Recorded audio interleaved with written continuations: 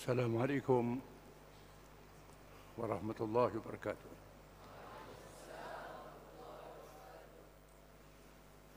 بسم الله الرحمن الرحيم. الحمد لله رب العالمين الرحمن الرحيم مالك يوم الدين إياك نعبد وإياك نستعين اهدنا الصراط المستقيم صراط الذين أنعمت عليهم غير المغضوب عليهم ولا الضالين آمين. والصلاة والسلام على رسول الله وعلى آله وصحبه ومن تبعه ونصره ووالاه. أما بعد،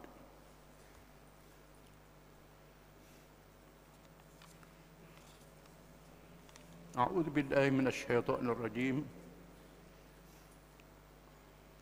فلولا نفر من كل فرقة منهم طائفة ليتفقهوا في الدين ولينذروا قومهم إذا رجعوا إليهم لعلهم يحذرون. Maka alangkah baik, bukan wajib, kalau ada satu kumpulan daripada mereka, yakni orang yang beriman itu, yang keluar meninggalkan rumah keluarga, yatafaqahu fid din, supaya mereka itu bertafaqquh, memahami dalam perkara ad-din, perkara agama Islam. Wal yunziru qaumahum idza raja'u ilaihim la'allahum yahdharun. Dan supaya mereka itu memberi peringatan, bukan sekadar mengajar saja, kepada kaum mereka, umat mereka, bila mereka balik ke tempat masing-masing, mudah-mudahan mereka itu menerima pengajaran. Sabda Rasulullah SAW, ayat dalam surah At-Taubah. Sabda Nabi SAW, man yuridillahu bihi khairan yufaqihu fid din. Rawahu al-Bukhari wa Muslim. Barang siapa yang Allah menghendaki kebaikan bagi seseorang itu, Allah jadikan dia faham fiqh dalam masalah ad-din, masalah agama.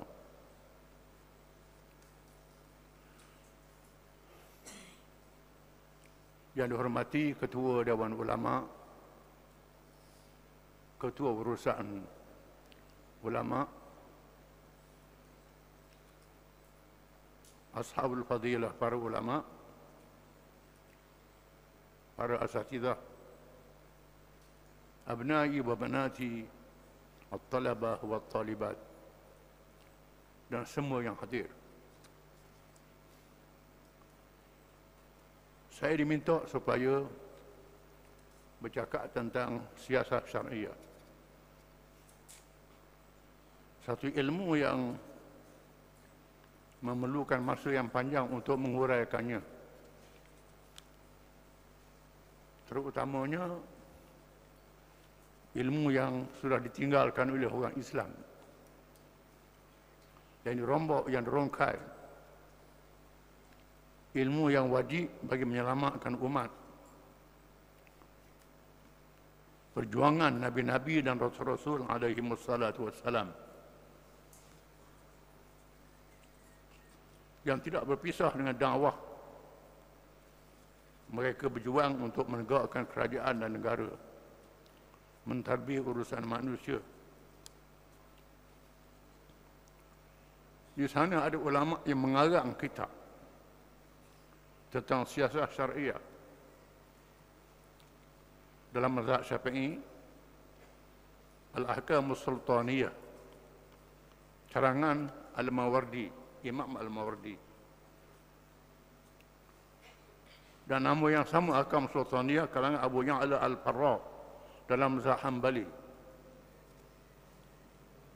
As-Siyasah Syar'iyyah fi Islah Ar-Ra'iyah wal-Ra'iyah karangan Ibn Taymiyah. Dalam mazhab Syafi'i juga Ghiyathul Umam fil Tiyasuz Zulam karangan Imam Al-Haramain Al-Juwaini, masyhur Imam Haramain mazhab Syafi'i. Mazhab Hanafi Asy-Syarhul Kabir karangan Muhammad bin Hasan Asy-Syaibani, murid Abu Hanifah. Dan syarah dia Asy-Syarkhasi, syarah As-Sailul Kabir. As-Siyasah Syar'iyyah karangan Ibn Sina. Dan di sana ada ulama yang meletakkan bab dalam kitab dia. Antara Imam Al-Ghazali, seorang alim tasawuf yang terkenal, menulis bab politik siasat dalam kitab Al-Iqtisad fil I'tiqad, Kitabul Imamah, masuk dalam akidah. Padahal imamah ni bab fiqh. Mengapa masuk dalam bab akidah? Kerana banyak orang penuh akidah dengan sebab siasah ini. Yang Ghazali sebut dalam kitab Al-Iqtisad fil I'tiqad. Ibn Khaldun mazhab Maliki, kitab Muqaddimah yang terkenal. Muqaddimah ni ialah muqaddimah pada kitab tarikh yang tebalnya berjilid-jilid. Muqaddimah satu kitab, muqaddimah dia. Dan orang kenal kitab muqaddimah, tak kenal kitab tarikh dia. Dalam muqaddimah ni ada babul khilafah tentang pemerintahan negara. Ibn Khaldun diterjemah dalam berbagai-bagai bahasa dalam dunia. Maknanya perbincangan tentang siasah syariah ni memerlukan masa yang panjang, 1 jam pun tak cukup. Maka susah bagi saya untuk meringkaskan tentang siasah syariah ini. Menjadi perbincangan ilmu siasah syariah menghuraikan tentang muqaddimah dia dulu. Muqaddimahnya ialah perkataan fiqh, perkataan fiqh. Yang kita kenal fiqh ni, mengaji fiqh. Mengaji ibadat, sembahyang, puasa, zakat, haji je orang Melayu. Fiqh di zaman awal Islam, makna fiqh zaman awal Islam, zaman Nabi, zaman Salaf, zaman Qurun yang pertama, yang kedua, yang ketiga Hijrah. Bila sebut fiqh, ialah ad-din, seluruh ajaran Islam. Semua perkara dalam Islam dinamakan fiqh. Itu asal zaman awal. Dia tafaqahu fid din, yufaqihu fid din. Yang makna seluruh ajaran Islam. Kemudian mereka membahagikan ilmu Islam itu kepada bahagian-bahagiannya. Ilmu akidah, ilmu syariat, ilmu akhlak. Ilmu akidah ialah ilmu berkait dengan ilmu tauhid, kepercayaan. Ilmu syariat berkait dengan ilmu hukum hakam. Kemudian jadi fiqh. Fiqh ilmu syariat saja. Akidah berasingan, ini zaman mutaakhir. Ilmu akhlak dinamakan ilmu tasawuf. Ilmu tasawuf itu ilmu akhlak, membincangkan tentang hati yang melahirkan perangai-perangai manusia. Akhlak manusia, ilmu tasawuf. Dan semua ilmu ini ada mazhab-mazhab dalam masalah haram, masalah cabang. Sekiranya kita tak faham mengapa timbul masalah haramnya, jadi bala, jadi kelahi dalam masalah haram. Kerana tak faham, tak baca sejarah dia, asal usul dia, bagaimana timbulnya masalah haram ini. Pembahagian ini berdasarkan daripada hadis Jibril alaihi salam.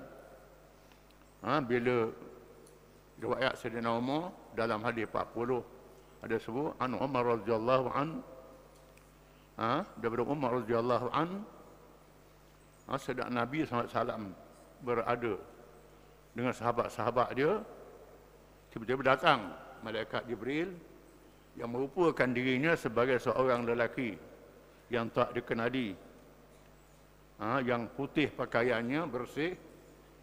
Nak baca matan hadis ni panjang dalam hadis 40 kerana An-Nawawi, hadis yang kedua. Jibril tanya apa dia Islam, apa dia iman, apa dia ihsan, apa dia asyratus sa'ah, tanda-tanda hari kiamat, apa dia? Jibril tanya Nabi. Sahabat duk ingat Jibril ni orang, tak sangka malaikat Jibril. Apa dia Islam, apa dia iman, apa dia ihsan, apa dia asyratus sa'ah. Bila Jibril pergi, Nabi tahu ini malaikat Jibril.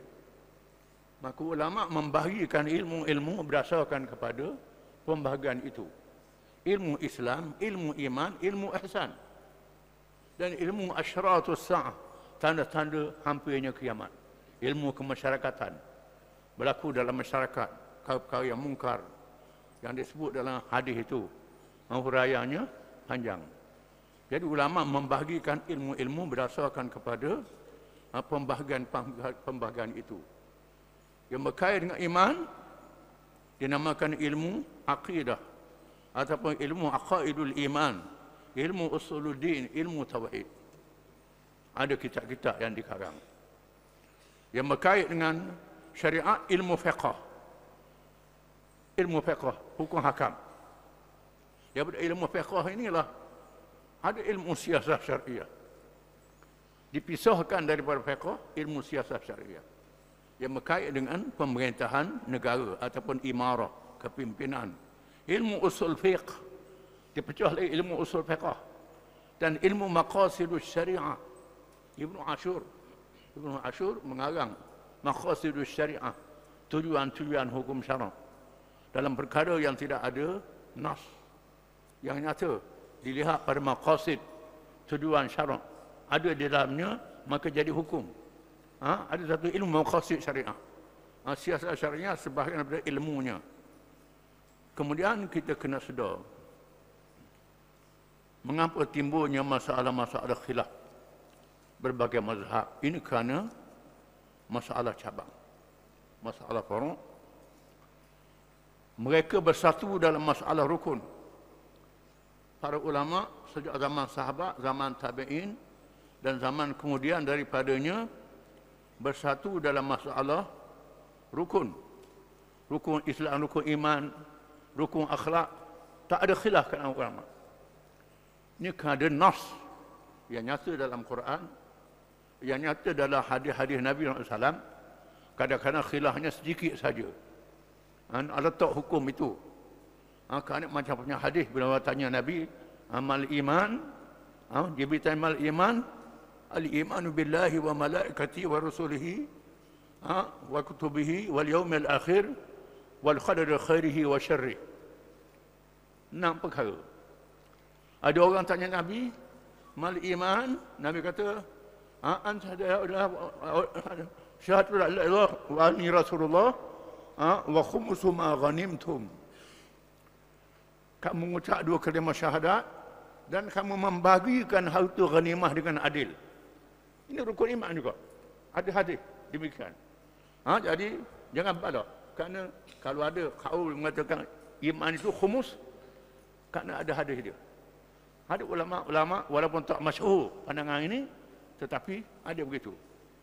Ada pula imamah tentang kepimpinan, termasuk dalam rukun Islam. Kita bilang rukun Islam 5 perkara. Orang Syiah kata ada rukun imamah, kepimpinan. Ini kerana ada hadis yang berkait dengannya. Jangan berbalah dalam masalah ini. Kerana ada hadis dia. Kekhilafan itu berlaku kerana banyak-banyaknya hadis. Yang kedua, berlaku kekhilafan ini kerana para sahabat yang dihantar oleh Nabi di berbagai-bagai wilayah. Abdullah bin Abbas dihantar ke Taif. Abdullah bin Umar dihantar ke Mekah. Mu'ad bin Jabal dihantar ke Yaman. Aisyah radhiyallahu anha, Ubay bin Ka'ab dan lain-lain, Ibnu Mas'ud duduk di Madinah. Mu'ad bin Jabal duduk di Yaman. Ada sahabat yang pergi ke Syam bila wilayah luas zaman Sayyidina Umar. Bila wilayah berlainan, tempat berlainan, dalam perkara porok jadi hukum berlainan. Khilaf dalam masalah cabang. Kerana sahabat-sahabat ni duduk di wilayah yang berbeza. Pada masa Nabi menyampaikan satu hukum yang porok, dia tak ada di situ. Zaman dulu tak ada telefon, tak ada internet, tak ada apa. Tak siapa. Ini menyebabkan berlakunya khilaf. Khilaf ini tak menyebabkan orang Islam berpecah. Mereka menaikkan antara satu sama lain. Kerana Nabi bersabda, "Man ijtahada fa asaba falahu ajran. Man ijtahada fa aqsa falahu ajrun wahid."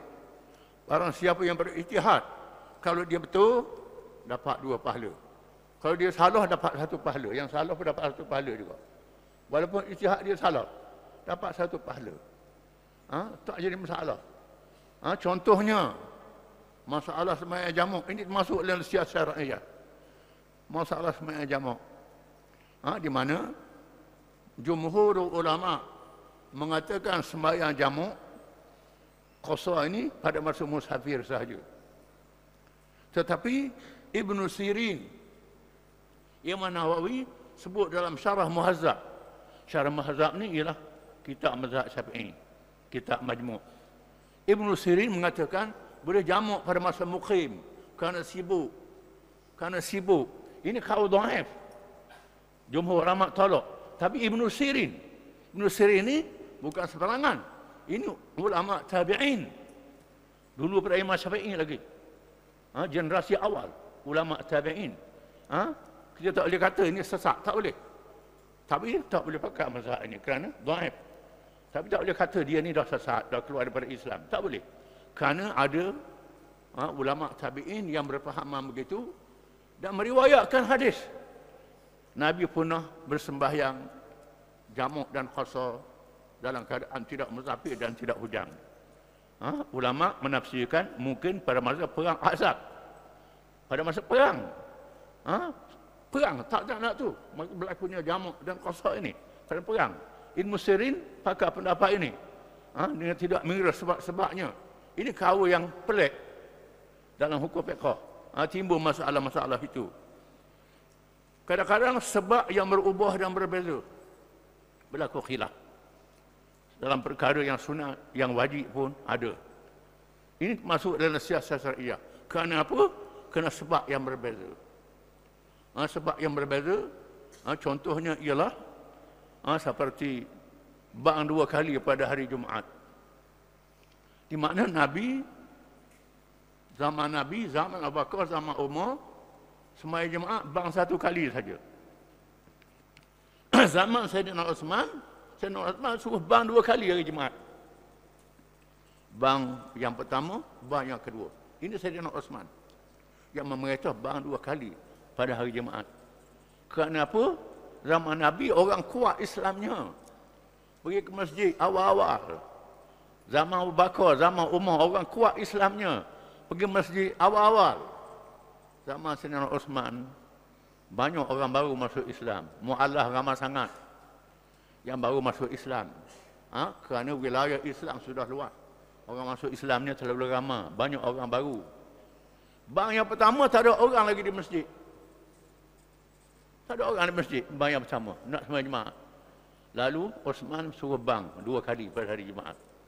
Bang yang pertama peringatan. Bang yang kedua ni khatib nak baca khutbah dah. Sayyidina Osman ni adalah sahabat Nabi Khulafa' Rasyidin. Alaikum bisunnati wa sunnatil khulafa'ir rasyidin al-mahdiyyin min ba'di. Nabi kata kamu kena ikut sahabat aku dan khulafa' ajaran aku dan ajaran khulafa' rasyidin selepas daripada aku. Di mana Uthman adalah khulafa' rasyidin. Begitu juga sembahyang tarawih. Zaman Nabi sembahyang tarawih, Nabi buat 8 rakaat. Nabi sembahyang di rumah dia. Aisyah kata Nabi tak pernah sembahyang sampai 20 rakaat. Sembahyang 8 rakaat dia. Tapi sembahyang 8 rakaat baca panjang. Habis Quran. Surah Baqarah, surah Nisa, surah apa. Nabi sembahyang bulan Ramadan 8 rakaat. Kemudian Nabi sembahyang di masjid malam yang pertama Ramadan. Sembahyang 8 rakaat. Lepas tu malam yang berikutnya ramai orang datang ke masjid. Kena nak jemaah dengan Nabi. Nabi tak datang. Lepas tu Nabi mari. Malam berikut Nabi kata sebab aku tak mari itu, aku takut tarawih ni jadi wajib pada umat aku. Sebab tu aku tak mari. Kemudian mereka sembahyang berselera, masing-masing sembahyang. Zaman Sayyidina Umar bin Khattab radhiyallahu an, Sayyidina Umar melihat berselera setapak situ, setapak sini. Lalu Sayyidina Umar mengarahkan sembahyang satu imam, Ubay bin Ka'ab, jadi imam. Sembahyang 20 rakaat. Sayyidina Umar suruh sembahyang 20 rakaat. Maka Umar sembahyang 20 rakaat. Ubay bin Ka'ab jadi imam. Ubay ini ialah qari, alim dari ilmu Quran, sehingga disebut dalam hadis, Jibril berjumpa dengan Nabi SAW, wahai Muhammad, mu baca surah lam yakunil ladzina kafaru, surah Al-Bayyinah depan Ubay bin Ka'ab. Nabi panggil Ubay. Wahai Ubay, Jibril beritahu Tuhan suruh aku baca surah Bayyinah depanmu. Ubay kata, sebut nama saya. Nabi kata, ya sebut namamu. Menangis Ubay. Kerana kemuliaan diberi oleh Allah Ta'ala. Ubay bin Ka'ab. Ini. Dihormati. Saya ada nama hormat.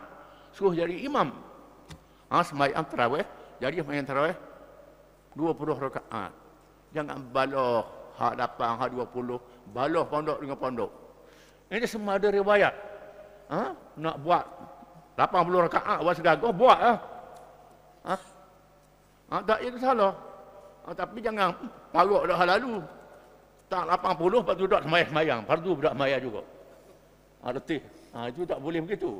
Jadi kita sembahyang dengan cara yang sabar. Kita kena sedar. Jangan khilaf. Yang saya dengar ada bala. Hak buat 8. Pelekeh hak buat 20. Hak 20. Pelekeh hak buat 8. Di mana pahalanya bergantung nak ikhlas pada Allah Ta'ala. Kalau buat 8, ikhlas kerana Allah Ta'ala. Buat 20 nak tunjuk ke orang, beritahu pula aku banyak sembahyang. Ini jadi lain ceritanya. Ini itu yang menentukan kelebihan Allah Ta'ala. Jangan balas dalam masalah ini. Ini kerana tak belajar siasat syariah. Kadang-kadang antaranya sebab yang berbeza. Hadis yang berlaku, sebab yang berbeza. Sebabnya berbeza. Contohnya, hadis berkait dengan man ahya ardan mitatan fahiyalah. Sesiapa yang menghidupkan bumi yang mati jadi milik dia. Ini hadis. Hadis yang sahih. Imam Syafi'i berpegang dengan hadis ini. Hadis ini. Maka barang siapa yang buka tanah, automatik jadi milik dia. Sama ada kerajaan izin, kerajaan tak izin. Automatik milik dia. Hukum mazhab Syafi'i. Jadi milik dia. Jadi milik dia.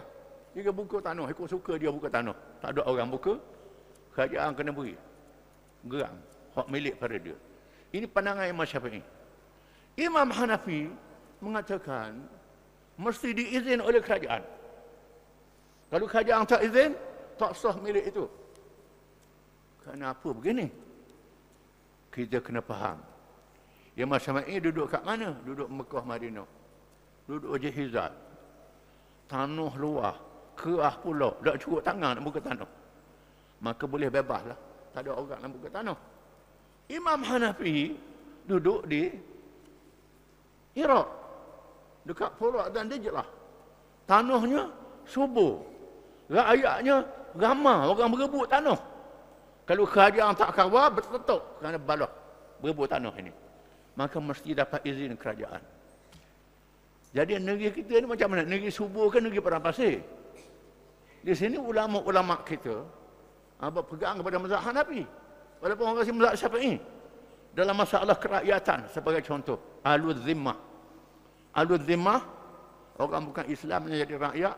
Ahlul Zimmah mestilah kalangan ahli kitab dan syibih ahli kitab. Dalam mazhab Syafi'i. Iaitulah Yahudi, Kristian, kemudian Majusi, Syibi ahli kitab. Tiga ni sahaja boleh jadi ahli zimmah, kafir zimmi dalam mazhab Syafi'i. Ada pun mazhab Hanafi, mazhab Maliki. Semua jenis agama bukan Islam boleh jadi ahli zimmah. Ahli zimmah. Kenapa? Imam Syafi'i duduk di Mekah, duduk di Madinah, duduk di di Iraq, pergi ke Mesir, kau jadi. Tapi Imam Syafi'i duduk ni, yang adanya orang Yahudi, orang Kristian, orang Majusi. Hindu tak ada. Buddha tak ada. Kemudian Abu Hanifah duduk di Iraq. Mazhab dia tersebar sampai ke India, ke tengah-tengah benua Asia. Di sana ada Buddha, ada Hindu, ada macam-macam. Oleh kerana maqasid syariat, ini ilmu maqasid syariat. Nak mengislamkan orang, bukan nak bunuh orang. Nak ajak manusia masuk Islam selama-lamanya. La an yajirahu bika rajulan wahidan khairul laka min humurin na'am. Sesungguhnya kejayaanmu memberi hidayah, petunjuk pada seorang. Dengan sebab itu, dia masuk Islam lebih baik daripada kamu bunuh dia. Kalau ada orang masuk Islam seorang, lebih baik daripada kenderaan yang paling mahal harganya. Kenderaan paling mahal harga hari ini kapal terbang. Sebuah kapal terbang berapa juta. Kalau kita berjaya pujuk seorang masuk Islam, pahala dia lebih pada mahal pada harga sebuah kapal terbang. Kenapa? Berlipat kali ganda. Kita ajak dia masuk Islam, kita dapat pahala. Isteri dia, anak dia, cucu dia Islam, dapat pahala. Kemudian tersebar pula, orang lain pula masuk Islam, dapat pahala. Di sini kelebihan Nabi kita Muhammad SAW, kerana umat dia seluruh manusia, bukan macam Nabi zaman dulu. Dan kelebihan kita umat Islam ni berjaya mengislamkan orang. Bila orang serang kita, baru kita perang, baru kita lawan. Tetapi ajak orang masuk Islam dulu. Ini ada hadis. Bila Sayyidina Ali, bila Nabi nak serang Khaybar, dalam hadis Khaybar yang terkenal, Nabi kata, "La u'tiyanna ar-rayata ghadan rajulan yuhibbu Allah wa rasulahu wa yuhibbuhu Allah wa rasuluhu." Esok aku nak serah bendera kepada seorang yang Allah, dia kasih kepada Allah dan Rasul, dan Allah dan Rasul kasih pada dia. Pagi esok aku nak suruh bendera. Maka ramailah sahabat-sahabat mari awal, mari subuh awal, mengharapkan Nabi suruh bendera ke dia, dapat kelebihan. Allah Ta'ala kasih, dia kasih pada Allah, berebut. Sayyidina Umar kata, aku tak pernah nak minta jadi ketua. Minta jadi ketua ni Nabi marah. Tapi hari itu aku nak. Sayyidina Umar kata, aku pergi awal. Ada sahabat-sahabat tu berjanjang, takut Nabi tak nampak dia. Nabi tak nampak dia. Mengharapkan Nabi suruh bendera ke dia. Tiba-tiba Nabi kata, "Aina Ali? Mana dia Ali?" Tanya Sayyidina Ali. Lalu dia beritahu Ali sakit mata. Ali sakit mata. Nabi kata panggil dia. Sayyidina Ali pun mari dalam keadaan mata sakit sebelah. Lalu Nabi ludah dalam mata Sayyidina Ali, sembuh selalu mata dia. Kalau kita ludah, orang sakit lagi kau. Ini Nabi dia ada mukjizat. Dia bersugi sokmo. Kita ni kadang-kadang dia jangan sekali tu. Kalau ludah dalam mata orang, kau bekok lah. Nabi dia bersih. Jadi Nabi suruh bendera. Sayyidina Ali kata, nak suruh perang mereka sehingga mereka masuk Islam. Nabi kata, ala rislik, jangan gopoh. Nabi kata, idza kunta bi sahatihim, bila kamu duduk di lapangan mereka, ajak mereka masuk Islam. Beritahu kepada mereka hak-hak yang wajib berkenaan dengan hukum Islam. Demi sesungguhnya kejayaanmu, la an yahdiyaka bika rajulan wahidan khairul laka min humurin na'am. Demi sesungguhnya kejayaanmu mengislamkan seorang lebih baik daripada unta merah. Iaitulah kenderaan yang paling mahal harga di masa itu. Kejayaan ajak orang masuk Islam, pahala besar. Di sinilah ulama-ulama yang berdakwah di Nusantara, di alam Melayu ni, mereka adalah mazhab Syafi'i. Pendakwah ni. Dan orang Melayu mazhab Syafi'i. Kemudian orang Melayu belum pada Islam, Hindu. Sama ada Hindu atau Buddha. Kalau pakai mazhab Syafi'i, bunuh habis orang Hindu Buddha ni, tak boleh jadi ahli jemaah. Tetapi kerana maqasidus syariah, tujuan syariah nak mengislamkan orang, maka ulama-ulama dan sultan yang masuk Islam di masa itu pakai mazhab lain kerana sebab yang berbeza. Dalam masalah siasat syariah ni tak boleh kemas sangat. Sembahyang puasa tak apalah, kita nak pegang mazhab apa pun. Apalagi masalah siasat ni bukan semua orang. Ini fardu kifayah, orang tertentu saja yang faham. Sebab itulah Imam Ghazali sebut dalam kitab Al-Iqtisad fil I'tiqad, bab imamah, bab politik ni. Kenapa Imam Ghazali? Pada politik ni bukan akidah. Politik bukan. Sebab sebut ni kerana perkara ni sangat menyentuh umat, kepentingan orang Islam. Dan orang Islam balah sehingga rosak akidah dia dalam masalah ini. Sebab itu Imam Ghazali sebut dalam kitab Al-Iqtisad. Kita kena faham. Kerana orang yang betul-betul boleh faham, boleh berijtihad. Bila mari masalah maru kena ijtihad. Ada orang kita ijtihad ni 4 mazhab je. Bukan 4 mazhab dalam Islam ni. Puluh-puluh ratus mazhab. Ada mazhab sahabat, mazhab tabi'in, mazhab Syafi'i, Hanafi, Hambali, Maliki. Dalam mazhab Syafi'i pula Imam Nawawi, mujtahid mazhab. Mujtahid dalam mazhab. Dalam mazhab Hanafi, Muhammad bin Hasan Asy-Syaibani, Abu Yusuf, mujtahid dalam mazhab. Dalam mazhab Ahmad bin Hambali, Ibnu Taimiyah, mujtahid dalam mazhab dia. Ini kita kata sudah, dia mazhab dia. Masalah kita tak setuju dengan ijtihad dia, itu cerita lain. Ini masalah fara'. Kita kena faham. Yang lain dalam masalah ini. Tetapi bila timbul masalah-masalah siasat syariah, maka perlu pemerintah berijtihad.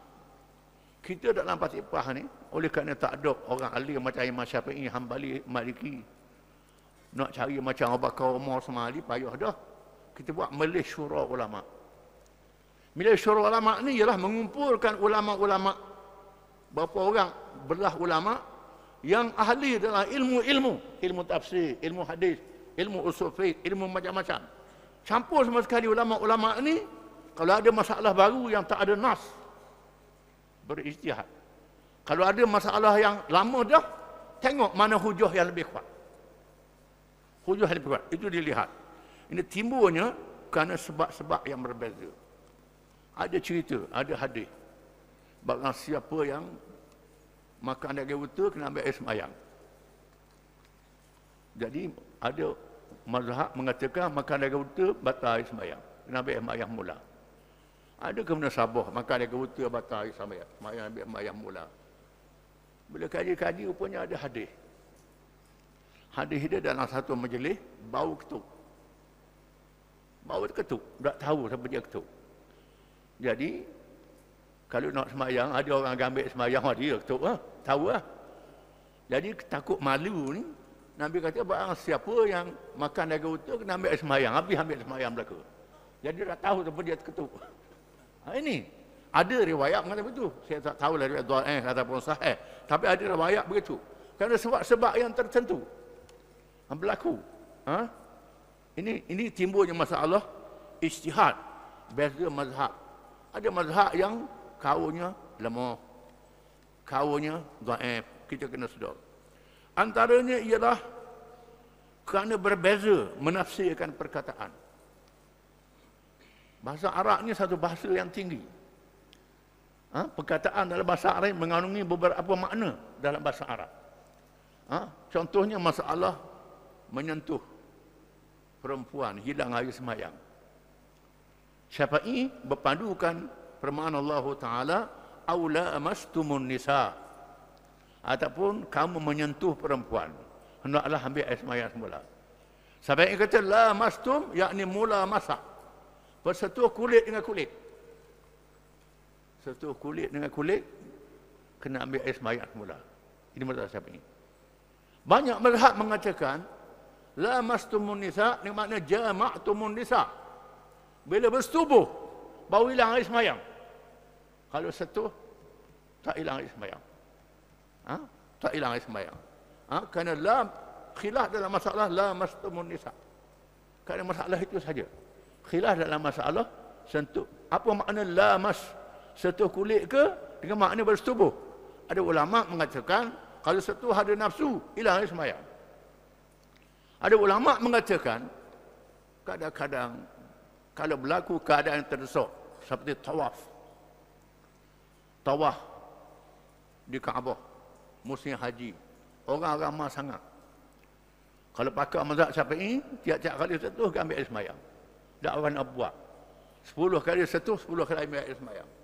Ambil air semayang pula, sentuh ambil semayang, sambung tawaf pula. Seharianlah tawaf jawab dia. Maka Imam Nawawi dalam kitab Majmu' mengatakan mutaakhirin kalangan mazhab Syafi'i mengatakan itu umumul balwa. Dimaafkan. Dengan syarat ulama menafsirkan kalau kita dia sentuh bukan sengaja sentuh. Kalau sengaja ke jamuh orang puang tengah tawaf tu kena ambil semayang pula. Ini sengaja paksa. Ada ulama yang menafsirkan begitu. Maka kaun ni dipakai. Dia pakai. Terutamanya musim haji sekarang. Bersesok sangat. Tak boleh nak kawal. Tersentuh. Kalau tidak agak 100 kali ambil semayang lah. Jadi kaun ni kadang-kadang khilaf ni boleh memberi kemudahan kepada kita bila berlakunya darurat, berlakunya balwa yang tak boleh dielakkan. Kita kena sedar. Ini khilaf. Khilaf ulama. Dalam masalah fatayammamu sa'idan tayyiba. Maka bertayamumlah kamu dengan sa'idan tayyiba. Sa'id. Ini khilaf. Perkataan sa'id. Ada sa'id menafsirkan dengan tanah. Kalau duduk dengan tanah, tak boleh tayamum. Ada ulama, sa'id ni semua yang ada atas muka bumi. Ini. Semua ada atas muka bumi. Batu ke, kayu ke, dinding ke, apa ke. Tayamum. Siapa begitu sekali? Siapa ini? Ini kita rasa macam mudah. Ini kerana khilaf dalam masalah perkataan sa'id. Ini bahas dalam kitab tafsir. Kitab tafsir. Tafsir yang besar-besar macam At-Tabari, macam Al-Qurtubi, macam Al-Alusi. Tafsir yang besar. Dia bahas benda-benda ni. Kalau baca Jalalain tak jumpa lah. Kena baca tak situ. Ini kerana khilaf dalam masalah sa'id. Kadang-kadang kita kena J. Orang J kita tak boleh kena SE kena tahan kena J. Nak semayang dia boleh ambil semayang. Nak semayang mana dia semayang. Semayang jugalah kena semayang. Dan orang macam mana? Ambil lah mazhab-mazhab ni dah petang ke dinding ni dah semayang. Ini masalah khilaf. Tinggal semayang ni dosa tak ada mazhab, dosa belaka. Adapun sapu ni khilaf ulama. Tak ini masalah. Masalah niat. Kalau mazhab Syafi'i mestilah qasa' ta'arud ta'ayun. Kena ada dalam Allahu Akbar. Allahu Akbar. Ini makna niat. Qasdu syai'in muqtarinan bi fi'lih. Ta'rif mazhab Syafi'i. Makna niat itu qasa' buat sesuatu, sekata buat lalu. Baru jadi niat. Kalau jauh masa, bukan niat, itu azam. Bukan niat. Mazhab lain kata, kalau kita niat di rumah pun, bagi Allahu Akbar. Dah ada niat dah. Tak payah. Qasa' ta'arud ta'ayun. Tak payah. Oleh kerana, kadang-kadang ada orang nyakit was-was. Sampai 20 hari takbir nak lekat semayang. Tak ada dalam Allah Akbar ni. Takbir pula. Baca Fatihah, baca surah, berhenti semayang. Takbir pula. Hak nyakit was-was ni. Sampai begitu sekali. Oleh kerana terlalu sangat, Imam Ghazali mengatakan bahawa kalau terlajak sikit pun tak apalah. Melonggarkan. Terlajak sikit. Niat ni tak jadi masalah. Tak apa dah. Hak nyakit was-was ni, pakar. Pakar. Jangan pakar hak yang siapa tu ni. Was-was daripada apa? Was-was minas syaitan. Was-was daripada syaitan. Hak khilaf-khilaf mazhab ni daripada siapa? Minal ulama, daripada ulama. Jadi nak pakar ulama ke nak pakar syaitan? Ni. Jangan balah. Jangan maka duduk pegang ke hak dalam satu kitabnya. kena baca banyak kitab. Ini termasuk dalam bab siasat syariah. Kita kena faham. Niat puasa. Kalau ikut itu niat puasa kak kena tunggu. Faham makan sahur, belum naik fajar, baru dia nak puasa. Kerana nak serta dengan buat selalu. Tapi puasa boleh pula. Faham yang terawih, baru boleh niat. Tak ada masalah. Ini kerana masyarakat. Masyarakat. Puasa tak boleh buat macam semayang. Memanglah sebaik-baiknya niat tu ada sepanjang masa. Itu sebaik-baiknya. Ikhlas kerana Allah Ta'ala sepanjang masa. Ini masalah-masalah khilaf yang berlaku. Kadang-kadang khilaf ni berlaku dengan sebab zaman yang berbeza. Masa yang berbeza. Zaman yang berbeza. Ini berlaku khilaf. Bila beza zaman, khilaf. Kadang-kadang khilaf ni siapa masalah akidah. Timbulnya mazhab salah dan mazhab khalaf. Dalam bab akidah. Ada mazhab Asy'ariyah, ada mazhab Maturidiyah, ada mazhab salaf. Ini ada Wahabi pula. Yang Wahabi ni terlalu salah. Salah dah lalu. Orang lain pada dia salah belaka. Ada Asy'ariyah pula yang salah ni kata salah. Ini kita kena sedar. Ini kerana berbeza zaman. Kita kena sedar. Zaman awal Islam, khilafnya dalam masalah sifat Tuhan. Masalah ayat mutasyabihat. Ayat yang mutasyabih. Ar-Rahmanu 'alal 'arsy istawa. Tuhan bersemayam di atas aras. Yadullahi fawqa aydihim. Tangan Allah di atas tangan mereka. Apa makna tangan? Apa makna bersemayam? Di zaman awal Islam, tahun 1 sehingga tahun 300 Hijrah. 300 Hijrah. Nabi kata khairul quruni qarni, thumma alladhina yalunah, thumma alladhina yalunah. Sebaik-baik abad aku ialah abad yang pertama. Berikut dan berikut. 300 Hijrah. Zaman salah, orang yang iman terlalu kuat. Bila dengar Quran, terimalah. Tapi tak menyamakan Tuhan dengan makhluk. Serah pada Allah Ta'ala. Tak payah tafsir apa. Ar-Rahmanu 'alal 'arsy istawa. Tuhan bersemayam di atas aras. Bersemayam. Tapi laisa kamitslihi syai'. Tuhan tak sama dengan makhluk. Bersemayam tak macam bersemayam raja di atas singgah sana. Tak sama orang duduk atas kursi. Tak boleh rupa. Walam yakul lahu kufuwan ahad. Tuhan tak sama dengan seorang pun. Pegang pada itu. Tetapi zahir ayat dia pegang. Makna dia serah pada Allah Ta'ala. Ini Imam Malik. Kita kena sedar. Imam mazhab ni, Imam Hanafi dia lahir tahun 80. Mati tahun 150 Hijrah. Imam Malik lahir tahun 93. Mati tahun 179. Imam Syafi'i lahir tahun 150. Mati tahun 204. Imam Ahmad lahir 164. Mati tahun 261. Ini awak yang pertama. Bila timbul menterjemah kitab-kitab dalam bahasa Arab, dia berbahasa asing. Asalnya terjemah ilmu perubatan, ilmu pertanian, ilmu falak, ilmu apa, daripada bahasa Greek, Yunani, bahasa Parsi, macam-macam bahasa terjemah dalam bahasa Arab. Ilmu perubatan tak ada masalah. Ilmu pertanian tak ada masalah. Ilmu kejuruteraan tak jadi masalah. Ini menyebabkan orang Islam maju pada orang bukan Islam. Bila terjemah ilmu dunia ke dalam bahasa Arab. Termasuk ilmu dunia, ilmu falsafah. Ilmu menggunakan akal. Lahirnya ilmu mantik, pakai falsafah, pakai akal belaka.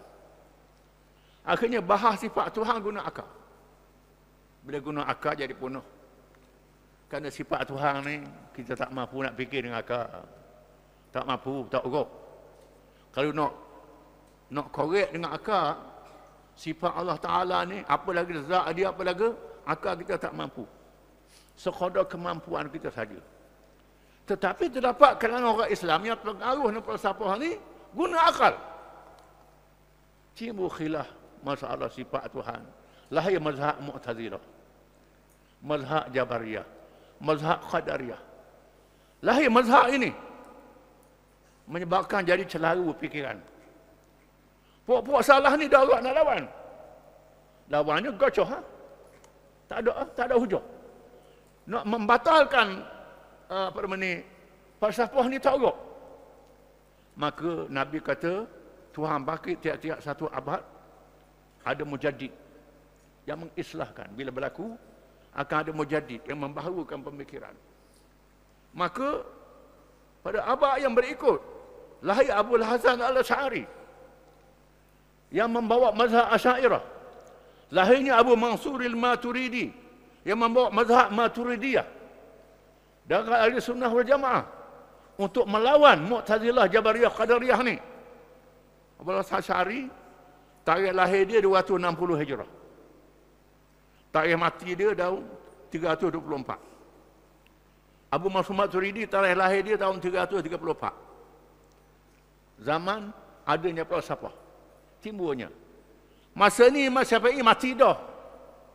Imam Syafi'i mati dah. Imam Syafi'i tak ada lagi. Abu Hanifah mati dah, Imam Malik mati dah. Tak ada dah. Tak timbul Asy'ariyah Maturidiyah lagi masa Imam Malik tu. Mati dah. Jadi ini kerana masalah khilaf dengan sebab zaman yang berbeza. Ada di Terengganu ni, orang cerita ke saya, interview Tok Imam. Tanya Tok Imam kapur lah. Tanya Imam Syafi'i, Nabi Muhammad mazhab apa? Kata Nabi Muhammad mazhab Syafi'i. Berapa ratus tahun Imam Syafi'i lahir. Lepas Nabi Muhammad. Kan Nabi Muhammad mazhab Syafi'i. Jadi Imam Syafi'i, Imam Hanafi, Imam Hanbali, Imam termasuk Ja'far As-Sadiq di mazhab Syiah. Imam Zaid mazhab Zaidiyah, Abdullah bin Ibad. Tauhid dia adalah Salafi. Zaman salaf. Bahkan terdapat kalangan mazhab mutaakhir dalam Syafi'i. Imam Nawawi, akidah dia Salafi. Imam Ghazali, mazhab fiqh dia Syafi'i, mazhab akidah dia Asy'ariyah. Asy'ariyah. Maturidiyah. Orang mazhab Hanafi, Maturidiyah. Maturidiyah mazhab dia. Ini kerana bincang masalah furu', lawan masalah fiqh. Pada masa Imam Malik, masa itu tak ada daripada siapa. Baru nak ada. Orang tanya Imam Malik dalam masjid Madinah. Syekh, apa makna Ar-Rahmanu ala al-arsy istawa? Apa makna Tuhan bersemayam di aras? Imam Malik kata, al-istiwa'u ma'lum, wal kaifu majhul, wal imanu bihi wajib, wa su'alu anhu bid'ah. Imam Malik kata, al-istiwa' diketahui, bersemayam. Zahir ayat. Wal kaifu majhul, bagaimana keadaan kita tak tahu. Itu Allah Ta'ala kita tak tahu, tak sama dengan makhluk. Wal imanu bihi wajib, percaya kepadanya adalah wajib. Wasu'alu anhu bid'ah, tanya berkenaan dengan macam mana ni bid'ah, halal dia. Imam Malik kata pakai begitu aja. Pakai begitu aja. Tapi mari ahli-ahli falsafah ni menyebabkan Abu Hasan Asy'ari yang dikatakan dia mengaji dengan Abu Ali Al-Jubba'i, ayah tiri dia, Imam Mu'tazilah. Tapi bila masa umur matang, dia berfikir, Tuhan beri pada dia bijak Abu Hasan Asy'ari ni. Lalu dia berhujah dengan ayah tiri dia dalam masalah redha tak redha, masalah hamba ada kuasa tak ada kuasa.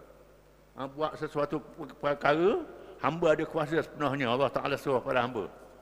Kita tidak, khada' dan khada' ni bermakna semua perbuatan kita di bawah kuasa Allah Ta'ala, tapi mengikut ikhtiar akal kita. Ikhtiar akal kita. Jadi taklif, mukallaf, dosa pahala mengikut orang yang ada akal. Kalau tak ada akal, tak ada dosa pahala. Di mana kuasa sepenuh pada Allah Ta'ala. Mu'tazilah ni Qadariyah, dah. Tuhan suruh hamba. Yang buat baik itu hamba. Yang buat jahat itu tak ada kena-mena dengan Allah Ta'ala. So Allah Ta'ala tak ada kuasa, kudrat ada irar. Ini jadi perpihasan.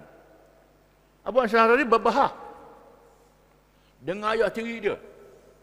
Dan saya tanya ayah tiri dia, apa hukum orang yang mengerjakan amal yang soleh yang beriman, mati masuk syurga? Apa hukum kalau sekiranya budak, anak orang Islam, dia mati, masuk syurga? Apa hukum orang kafir? Kalau mati, masuk neraka. Kata Abu Al-Jubai. Lepas tu, oleh kerana orang yang panjang umur dia a'la illiyin, amal dia banyak masuk syurga, tempat yang tinggi. Maka budak ni tanya Tuhan, ya Tuhanku, pasal apa budak panjang umur aku?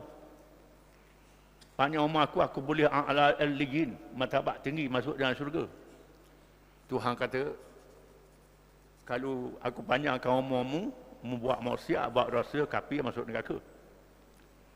Kata Abdul Sadi, Abdul Jubai, macam mana kalau orang kafir kata, pasal apa budak matikan aku masa budak, aku tak masuk neraka?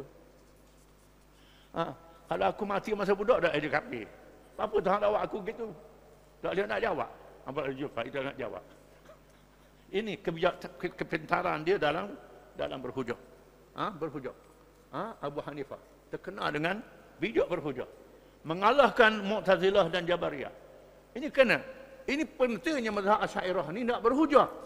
Kalau pakai mazhab salah, tak berhujah. Dia pakai zahir hadis. Yang ikut mazhab salah ni kebanyakannya mazhab Hambali. Sebab tu Saudi ni berapa Saudi dia kuat Wahabi, mazhab salaf. Kan dia mazhab Hambali. Imam Ahmad bin Hanbal ni murid Imam Syafi'i. Murid Imam Syafi'i. Dan dia pegang zahir hadis. Dia murid Imam Syafi'i. Tak balah dua ni mazhab khilaf. Imam Ahmad bin Hanbal kata, man taraka salata muta'ammidan faqad kafara jiharan. Barang siapa yang tinggal sembahyang sengaja, jadi kafir. Maka orang tinggal sembahyang dengan sengaja, jadi kafir.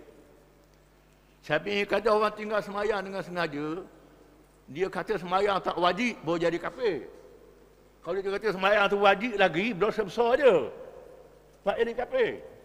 Ahmad bin Hanbal kata tak, kerana hadis mengatakan barang siapa yang tinggal sembahyang jadi kafir. Syafi'i ada alasan. Alasannya tak dia sebut Nabi bunuh dengan sebab tinggal sembahyang je, bunuh lalu. Suruh nasihat dulu. Banyaklah hadis ceritanya. Suruh bakar rumah macam-macam. Tapi Nabi tak bakar rumah pun. Dosa besar. Bila dia menafikan wajibnya sembahyang, baru jadi kafir. Ahmad kata tak, zahir hadis tu, Nabi kata tinggal sembahyang dengan jadi kafir. Baik, Syafi'i kata, dia nak masuk Islam nak buat macam mana? Imam Ahmad kata masuk Islam dia sembahyang. Dia sembahyang jadi Islam. Syafi'i kata syarat sah yang sembahyang yang pertama Islam. Dia sembahyang tak sah sembahyang dia, nak buat apa ni? Nak buat ni? Dia tak sembahyang jadi kafir. Dia sembahyang nak jadi masuk Islam, kerana dia kafir tak sah sembahyang dia. Dekat situ. Nak macam mana? Imam Ahmad tak nak jawab. Ini kepintaran Imam Syafi'i. Imam Syafi'i ini ada kepintaran dia. Kepintaran dia. Dah boleh kita buat selengan sikit. Imam Syafi'i ini kerana dia menyokong Ahlul Bait, dia diseret dalam keadaan bergari menghadap Khalifah Harun al-Rashid. Harun al-Rashid nak uji dia punya kepintaran akal Imam Syafi'i. Tanya dia, bagaimana boleh jadi hukum zina? Ada orang berzina kena hukum bunuh. Ada orang berzina kena hukum 100 kali sebatan. Ada orang berzina kena 50 kali sebatan. Ada orang berzina tak kena hukum. Macam mana begitu? Syafi'i kata yang berzina kena hukum bunuh kerana dia kata zina itu halal, jadi murtad. Ataupun dia zani muhsan. Dia sudah berkahwin dan dia berzina, rejam sehingga mati. Yang berzina sebab 100 kali, Imam Syafi'i kata, kerana dia tak kahwin lagi, kena sebab 100 kali hukum hudud. Yang berzina kena rotang 50 kali kerana dia hamba orang. Hamba dia kena hukum separuh. Yang berzina tak kena hukum pasal dia gila. Sebab dia kata, dia gila. Orang gila nak hukum mana? Bebas. Ini kepintaran dalam menjawab hujah. Hujah. depan Harun al-Rashid. Orang gila, dia buat salah, tak boleh hukum. Kerana dia gila. Jadi, kena lihat, ini termasuk dalam kepintaran dalam siasat syariah yang kita kena sedar. Khilaf antara ahli sunnah dengan Syiah Az-Zaidiyah dalam masalah qiyas. Di mana sumber hukum dalam mazhab Syafi'i ialah Quran, hadis, ijma' ulama, qiyas. Kalau Hanafi ada istihsan, ada masalah mursalah macam-macam pula. Kitanya ialah Quran, hadis, ijma', qiyas. Sumber hukum Islam. Orang Syiah tak ada qiyas. Al-Atarah, pandangan ahli bait.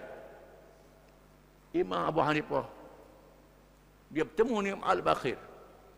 Bahkan Abu Hanifah dia mengaji dengan Al-Baqir. Mengaji dengan Ja'far As-Sadiq, imam mazhab Syiah. Syiah ni mazhab politik, saya akan cerita kemudian. Mazhab politik ini, Syiah. Bila Abu Hanifah pergi ke Madinah berjumpa dengan Al-Baqir. Al-Baqir kata, awaklah orang yang menolak sunnah taukid aku, Nabi SAW, menggunakan akal. Menggunakan akal. Tolak apa dia sunnah ajaran Nabi aku, ajaran keluarga Nabi Ahlul Bait. Lalu Abu Hanifah tanya Al-Baqir. Kata Al-Baqir, kami tak tolak. Kami tak tolak apa namanya sunnah ni, tepat akal-akal dan tepat sunnah juga. Abu Hanifah tanya Al-Baqir, mana afdal puasa dengan semayang? Kata Al-Baqir, semayang lebih afdal. Lebih afdal. Kalau saya menggunakan akal, kata Abu Hanifah, saya akan kata orang puang yang haid, tinggal semayang kena qada. Tinggal semayang kena qada, tinggal puasa tak kena qada. Tetapi hadis kata, tinggal semayang tak kena qada. Kerana wudu diizinkan. Tinggal puasa kena qada. Walaupun afdal tu semayang. Dia tanya lagi, mana kuat orang lelaki yang orang puang? Kata Al-Baqir, kuat orang lelaki lah. Kuat orang lelaki, orang puang dia lemah. Kalau orang puang lemah, sepatutnya orang puang sekali ganda dapat pesaka. Orang lelaki 2 kali ganda dapat pesaka pada orang puang. Tetapi kata saya guna akal itulah. Tapi Quran kata lidzakri mithlu hadzil unsayain. Sedangkan orang lelaki sekali ganda lebih pada orang puang. Kerana hikmah yang Allah Ta'ala tahu tanggungjawab orang lelaki.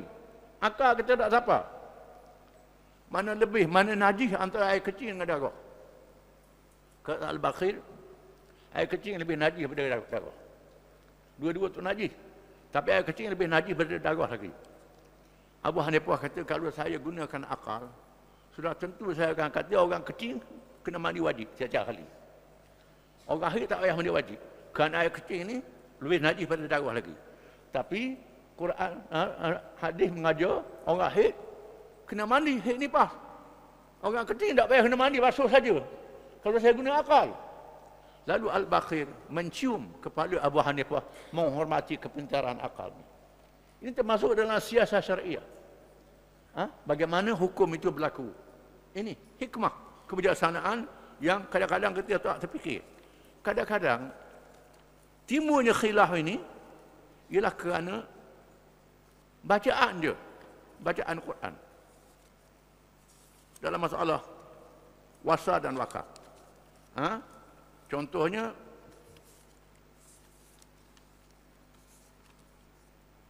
firman Allah Ta'ala dalam surah Al-Imran.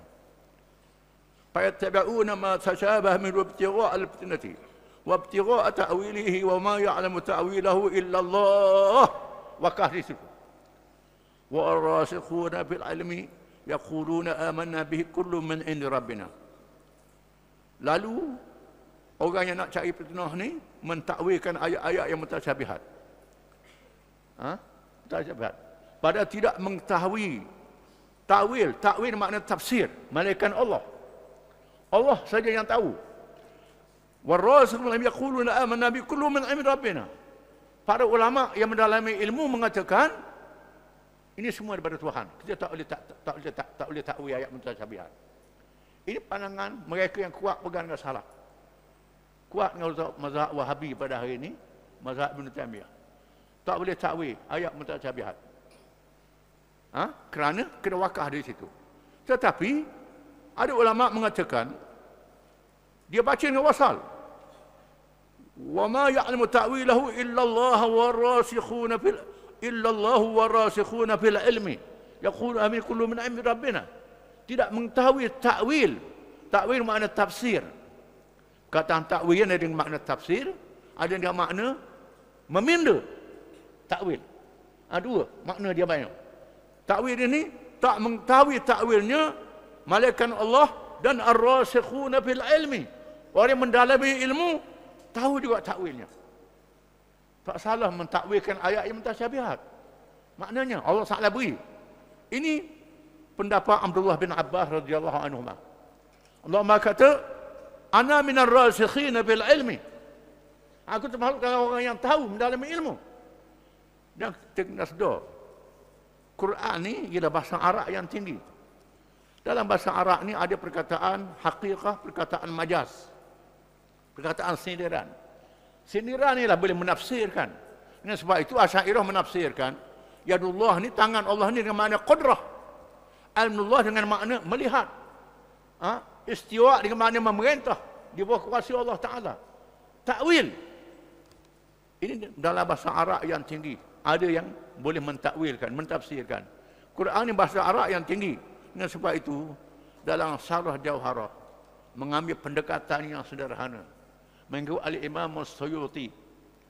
Saudara tahu, wa kullu nawsin aw hamat tasbiha awilhu aw fawidhu warum tanziha. Ini Syarah Jauharah. Saya ingat tu jauh lain dah apa habis. Jauharah ni. Dalam bab ni adalah Syarah Jauharah, matan Jauharah, wa kullu nawsin aw hamat tasbiha awilhu aw fawidhu warum tanziha. Syarah Jauharah kata, wa kullu nawsin aw hamat tasbiha.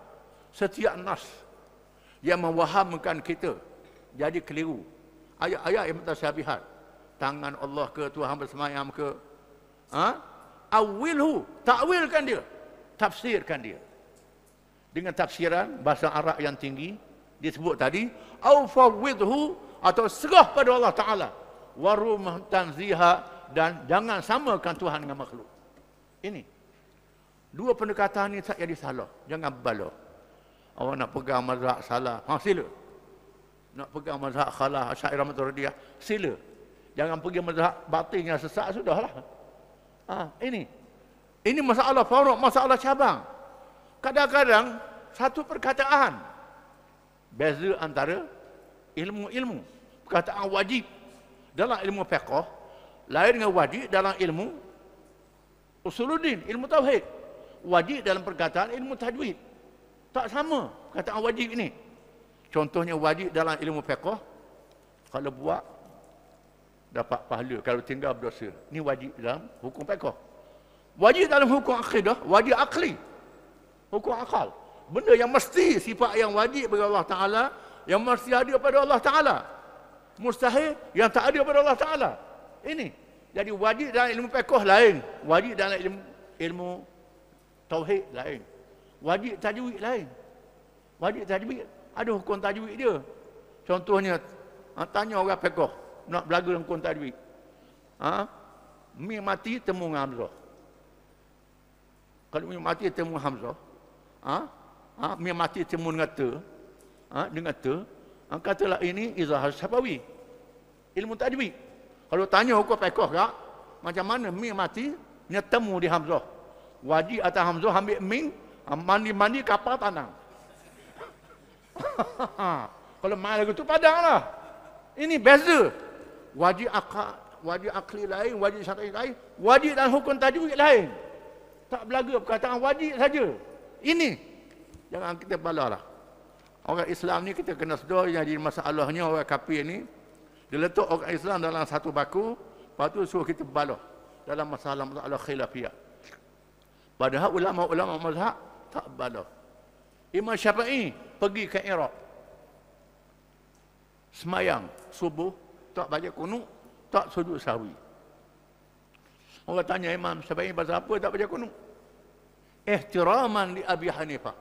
Kerana menghormati Abu Hanifah. Imam Syafi'i tak baca kunut. Kita pergi Mekah. Tok Imam Masjid Mekah tak baca bismillah. Mazhab Syafi'i wajib nak baca bismillah. Tak baca bismillah tak sah sembahyang. Tak sah sembahyang. Tak baca bismillah tu daripada Fatihah. Dia dok bismillah kepada dia sunat. Sunat. Bismillah ni dalam surah An-Naml. Innahu min Sulaiman, innahu bismillahirrahmanirrahim. Situ aja.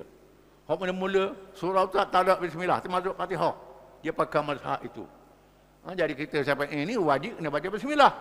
Kita pergi Mekah sembahyang malik-malik ada. Belakang tu imam yang tak baca bismillah. Dia baca qha, mana tahu je qha. Mana tahu dia baca qha, baca perlahan. Ini masalah yang kita kena bermaaf dalam masalah porok, masalah cabang. Jadi ilmu siasat syariah ni ilmu yang membicarakan tentang hal-hal yang seperti ini bila kita memerintah negara. Khususnya kita kena sedar. Tiap-tiap ilmu ni ada mazhab. Siasat syariah ada mazhab. Fiqh ada mazhab. Tasawuf ada mazhab. Kalau tajwid ada mazhab, qiraat dia panggil. Ada qiraat. Mazhab qiraat. Ini ada mazhab dia. Di mana dalam siasat syariah ini ada mazhab. Iaitu mazhab Sunni, mazhab Syiah dan mazhab Khawarij. Puncanya bila Nabi SAW wafat. Siapa nak ganti Nabi? Nak ganti Nabi. Tidak ada nas yang mengatakan yang sharih Nabi wasiat ganti orang ni, ganti orang ni. Yang adanya Nabi suruh Sayyidina Abu Bakar jadi imam sembahyang. Abu Bakar jadi teman masa berhijrah dan peristiwa lain. Sayyidina Ali pula ada kelebihan. Nabi suruh sampaikan ayat dalam surah Istihar, dalam surah Taubah. Sayyidina Ali ada kelebihan dia. Umar ada kelebihan dia. Utsman ada kelebihan dia. Bila Nabi wafat, tak ada nas yang sharih. Para sahabat yang bermesyuarat di Saqifah Bani Sa'idah, ada 3 calon. Yang pertama, golongan Ansar, Aus dan Khazraj, mencalonkan Sa'ad bin Ubadah radhiyallahu anhu, pemimpin Aus yang terkenal, jadi khalifah lepas Nabi wafat. Keluarga Nabi dan orang yang bersama dengannya mencadang Sayyidina Ali bin Abi Talib karramallahu wajhahu jadi khalifah. Kena pilihan bukan anak Nabi. Adapun kalangan Muhajirin mencalonkan Abu Bakar jadi khalifah. Abu Bakar jadi khalifah. Ini khilaf. Bila Abu Bakar baca hadis al-a'immatu min Quraisy, pemimpin daripada Quraisy, Abu Bakar kata, ini hadis Nabi. Pemimpin daripada Quraisy. Tak sebut sama ada ahli bait, Khazraj daripada Quraisy. Mengikut Ibn Khaldun dalam muqaddimah, Quraisy ialah kaum yang paling besar. Kaum yang paling kuat, kaum yang paling gagah. Seorang khalifah mestilah pada kaum yang paling kuat, paling gagah. Kalau latih pada kaum yang tak ada pengaruh, tak kuat, orang tak taat, orang tak takut pada khalifah itu. Kalau batang tubuh dia saja. Ibn Khaldun menghurai dalam Al-Muqaddimah mengikut siasat syariah. Akhirnya para sahabat bai'ah Abu Bakar jadi khalifah. Setuju Abu Bakar jadi khalifah. Lepas Abu Bakar, Umar, lepas Umar Uthman, lepas Uthman Ali. Di zaman mutaakhir timbul perbalahan. Timbul perbalahan. Pandangan Ansar yang mengatakan siapa-siapa dia boleh jadi khalifah tu, siapa dia? Diambil oleh Khawarij, mazhab Khawarij. Pandangan ahli bait, mesti ahli bait kena Sayyidina Ali, diambil oleh Syiah. Pandangan Muhajirin, pilih Quraisy yang berpengaruh, diambil oleh ahli sunnah wal jamaah. Timbulnya mazhab dalam siasah, mazhab sunnah, mazhab Syiah dan mazhab Khawarij. Ini. Walaupun mereka berkhilaf dalam masalah siapa jadi khalifah ini, mereka tak berperang, tak bergaduh sama berdiri antara satu sama lain. Tak bergaduh. Tak bergaduh. Ini mazhab siasah, mazhab fiqh, mazhab politik pada asalnya. Begitu, tak bergaduh. Tapi zaman mutaakhir jadi bergaduh. Bila bergaduh, masing-masing ada fiqh masing-masing. Fiqh masing-masing. Sunni ngaji dengan puak-puak dia saja. Ahlul Bait mengaji puak-puak dia saja. Khawarij ngaji puak-puak dia saja. Maka timbul mazhab-mazhab fiqh dalam Sunni, mazhab fiqh dalam Ahlul Bait dan mazhab fiqh di dalam Khawarij. Dalam Khawarij. Cuma ulama-ulama yang bermuzakarah di Azhar, muzakarah di Mekah, di Jordan, ulama-ulama antarabangsa bermuzakarah, bersetuju kita mengambil mazhab-mazhab yang ada kitab, yang boleh dibaca, yang boleh dikaji. Mazhab yang ada kitab. Mazhab yang ada kitabnya ialah yang tinggal pada hari ini dalam mazhab Ahli Sunnah ialah mazhab Hanafi, Maliki, Syafi'i dan Hambali dan mazhab Zahiri. Zahiri Ahli Sunnah juga. Zahiri, mazhab Ibn Hazmin dan pengikut-pengikutnya, Daud Az-Zahiri. Ini kalangan Ahli Sunnah yang ada kitab. Kitab-kitab yang muktabar. Dalam mazhab Syiah ada dua mazhab Syiah yang ada kitab-kitab yang dibahas. Mazhab Imamiyah dan mazhab Zaidiyah. Ada kitab dia. Imamiyah pengikut dia di Iran, di Iraq, di Lebanon. Zaidiyah pengikut dia banyak di Yaman. Khawarij yang ada kitab ialah Ibadhi Abdullah bin Ibad. Ada kitab karangan-karangan dia. Ini jadi rujukan ulama-ulama dalam mengaji kitab fiqh, bahkan dilihat hujah-hujah antara satu sama lain. Tidak boleh ditakfirkan. Ini kerana ada nas masing-masing, ijtihad masing-masing. Kita kena sedar. Bahkan di zaman dahulu, ulama-ulama ini berguru antara satu sama lain, bermuzakarah dan berilmu.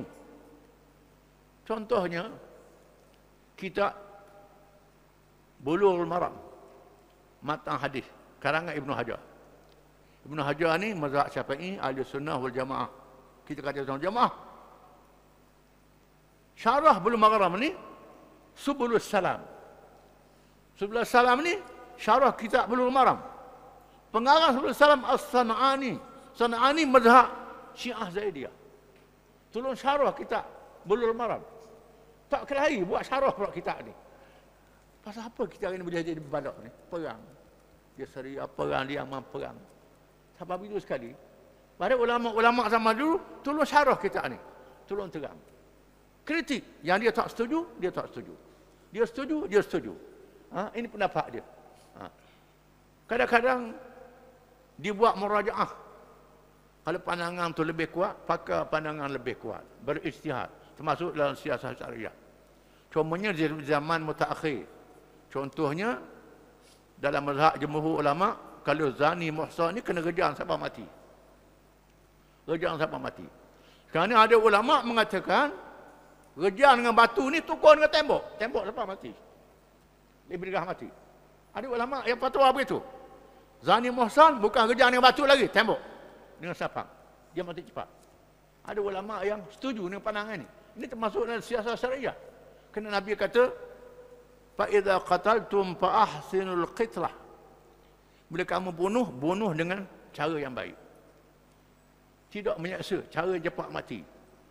Kalau nak sembelih, sembelih dengan pisau yang tajam. Nak ukur bunuh orang, ukur bunuh dengan dia cepat mati. Bukan pakai gatung, cekik dengan tali. Itu menyaksa. Masalahnya, orang kata undang-undang Islam ni zalim, undang-undang cekik dengan tali tak zalim pula. Ini. Padahal Islam kata bunuh dengan baik. Dengan sebab itu ada ulama berijtihad. Ini termasuk dalam siasat syariah. Iaitulah pilih mana yang lebih baik dalam hukum, boleh kita berijtihad. Terutamanya dalam masalah-masalah baru yang kita kena sedar. Banyak masalah baru, masalah ekonomi sebagai contoh.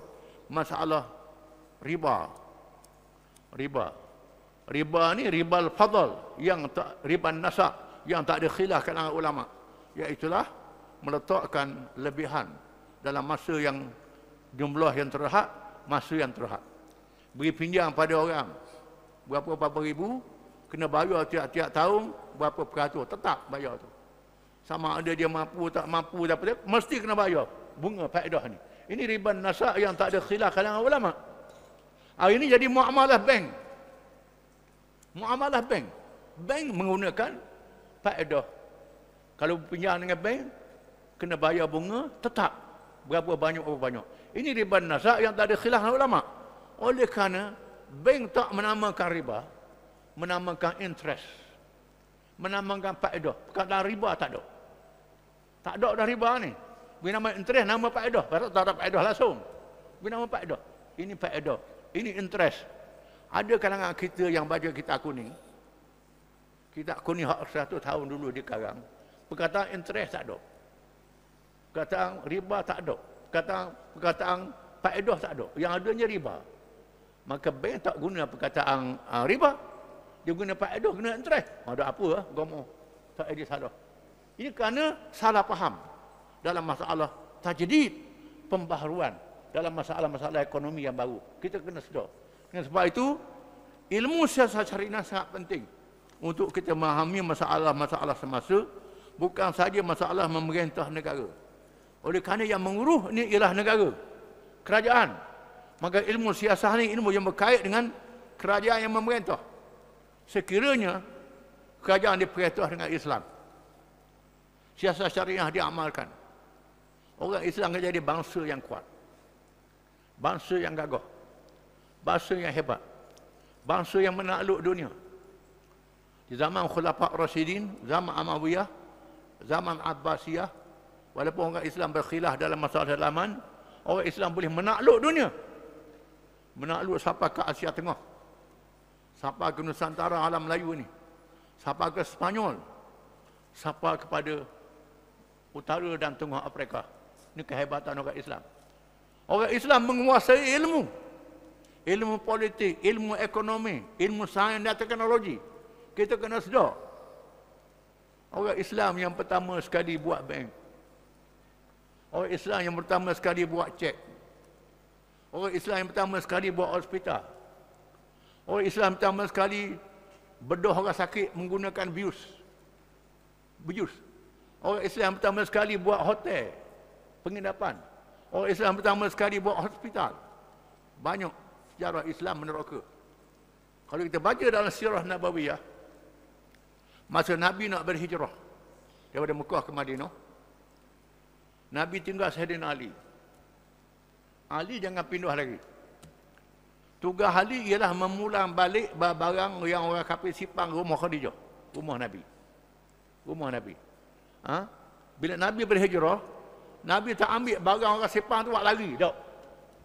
Suruh Sayyidina Ali tunaikan amanah, pulang balik kepada orang Mekah yang simpan barang di rumah Khadijah, sejak Khadijah. Dan lepas Khadijah dah wafat, orang kafir di Mekah ni percaya ke Nabi. Amanahnya Nabi, amanahnya Khadijah ni simpan barang di rumah dia. Rumah Nabi adalah bank. Bank. Macam bank sekarang lah. Bank. Sama ada simpan secara amanah ataupun secara mudharabah. Boleh buat meniaga simpanan itu, kalau untung bagi keuntungannya, bukan bagi ikut riba, tidak. Ini. Maknanya Nabi telah melakukan muamalah bank. Yang pertama belum hijrah dah ada bank. Rumah Khadijah. Bila Saifuddaulah Al-Hamadani, seorang gubernur wilayah Abbasiyah, dia melawat satu tempat di Baghdad, pada tentera dia ramai. Dia jamu. Jamu suruh orang sediakan makanan. Sediakan makanan. Sediakan makanan, kena bayar dengan dinar dan dirham. Kalau pakai dinar dan dirham, kena pikul duit tu. Kena pikul. Lalu seperti Al-Hamadani ni, tulis pada kertas. Bayarannya sekian dinar, sekian dirham. Bawa kertas ni, pergi ke Baitul Mal. Ambil berapa? Ini muamalah cek yang pertama dalam sejarah manusia. Orang Islam dulu buat cek. Orang Islam dulu. Bila Sa'ad bin Mu'adz radhiyallahu cedera dalam peperangan Ahzab, Nabi suruh buat khemah dekat Masjid Nabawi. Supaya senang nak rawat Mu'adz bin Jabal, yang Sa'ad bin Mu'adz, kemudian senang nak panggil tabib merawat dia, senang nak ziarah, buat khemah, senang nak melawat, senang nak merawat dia. Ini ialah teori hospital dalam sejarah manusia. Ini orang Islam dulu. Kemudian orang Islam buat musafir khanah. Musafir khanah ni dari rumah penginapan orang musafir. Orang musafir kena ada rumah tempat tumpangan. Dia buat rumah tumpangan. Rumah tumpangan ni wakaf. Kalau ada orang musafir jauh-jauh, ada tempat. Dia pergi percuma. Duduk rumah tumpangan tu. Maka dia buat rumah tumpangan. Dengan wakaf. Dengan macam-macam lah. Orang musafir singgah di situ. Bila orang singgah di situ, dengan sendiri ada orang jual di situ. Orang jual di situ. Orang berniaga. Untuk orang-orang musafir ni. Berniaga makanan, berniaga macam-macam. Bila ada orang berniaga, dengan sendiri ada orang tanam. Ada orang pelihara binatang. Ada orang ni. Ini membentuk bandar-bandar baru dalam sejarah Islam. Bandar Basrah, bandar Mosul, bandar Khairah, bandar apa. Melalui sistem buat musafir khanah. Rumah tumpangan. Orang Islam dulu buat hotel, bukan hotel mengarut. Hotel yang berkebajikan dalam Islam. Sekarang ni kena bayar, tak ada masalah lah. Ini fikrah mengadakan hotel. Kemudian, bila ada orang sakit, boleh bedah dia. Tak boleh sakit, guna bius. Dibenarkan menggunakan candu. Menggunakan barang-barang yang memabukkan. Bukan untuk minum makan ke darah dah. Untuk perubatan. Ada dalam kitab fiqh perbahasan ni. Untuk perubatan. Diizinkan. Untuk perubatan. Ini orang Islam mendahului negara barat dalam perubatan. Sehingga saya baca satu kitab dalam internet. Karangan Asy-Syirazi. Bukan Asy-Syirazi yang fiqh. Syirazi dalam ilmu perubatan. Kita ada berapa belah jilid tebal. Hal perubatan saja. Hal penyakit ni semua ada. Sakit jatuhnya, sakit buah pinggangnya, sakit tekanan darah, semua ada lah tu. Obat dia.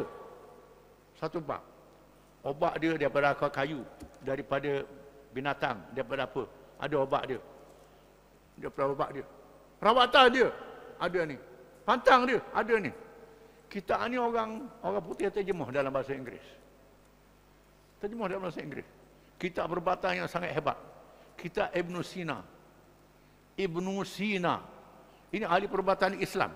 Dia ada kitab As-Siyasah, ada kitab tentang perubatan. Karangan Ibn Sina, Aftib. Orang putih terjemah. Kitab Ibn Sina ni.